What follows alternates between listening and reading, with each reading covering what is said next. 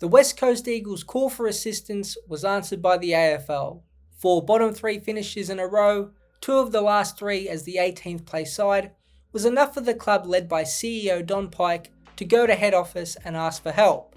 Despite only winning a premiership 7 years ago, their position is just about the worst in the competition and has been caused by a number of bad decisions, injuries, and some misfortune.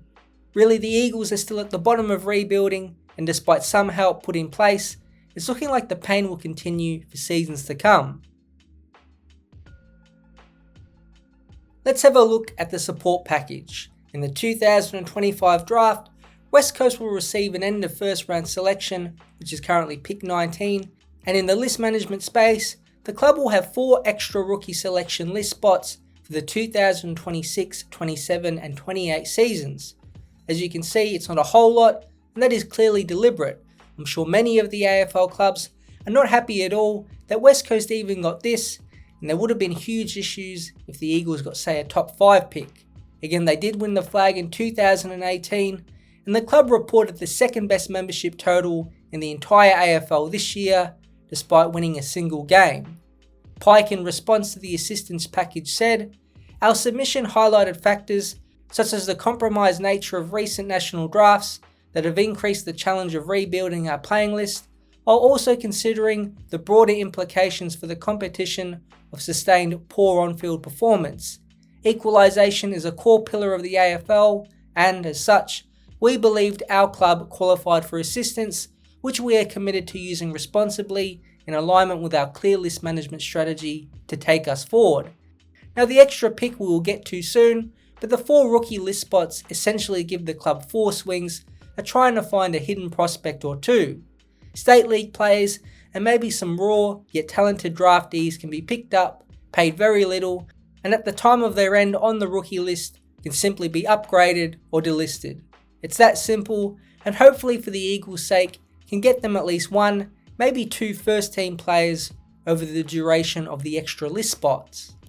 But so far, the Eagles will be getting some reinforcements, and they need them. Oscar Allen, who will depart as a free agent, will net them a high pick, and Liam Ryan will head to St Kilda.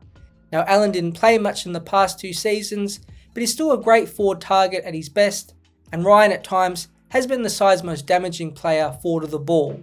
But Brandon Starcevic will offset these losses. Now, we know the concussion risk is real, but he will essentially join for free.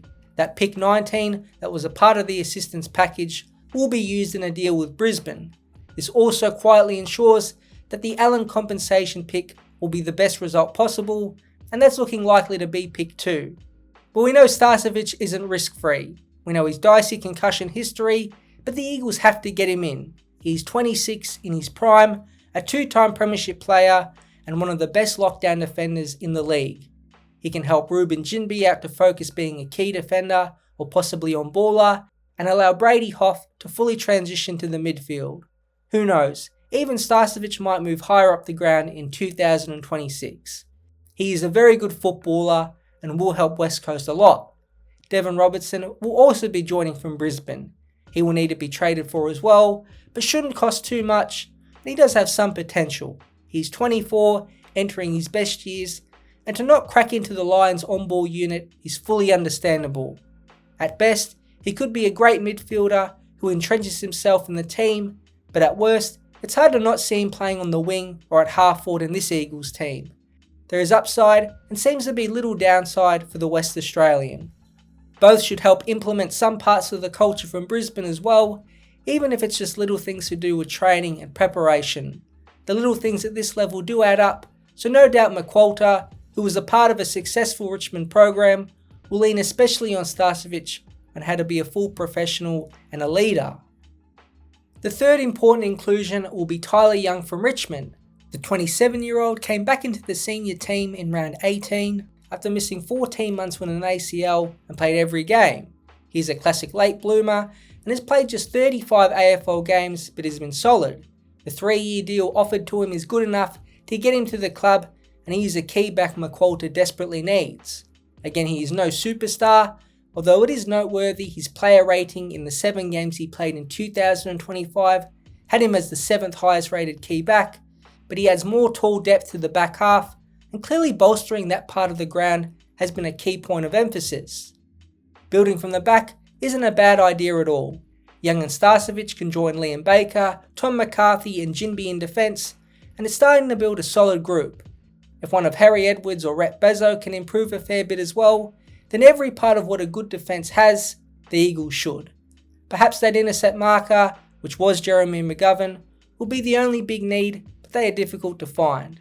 Still, the backline group in 2026 with the additions will be much stronger and reliable. It's forward of the ball where there still might be some headaches. Again, Allen leaving is a blow to that area of the field, and Ryan might even be more of a blow as next season unfolds.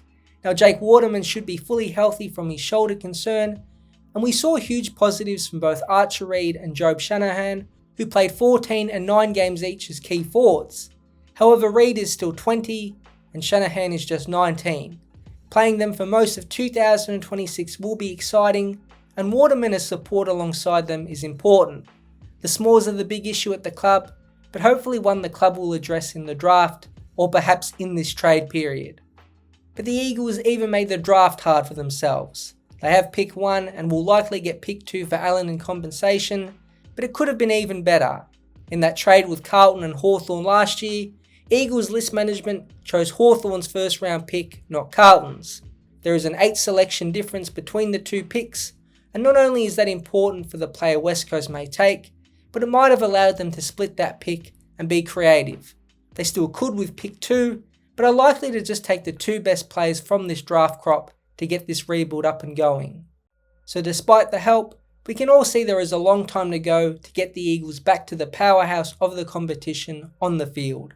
No doubt staying in games for longer in terms of competitiveness and getting more games into key young players will be the goal of next year, and I think the acquisitions as of right now, mainly in that defence, should help that.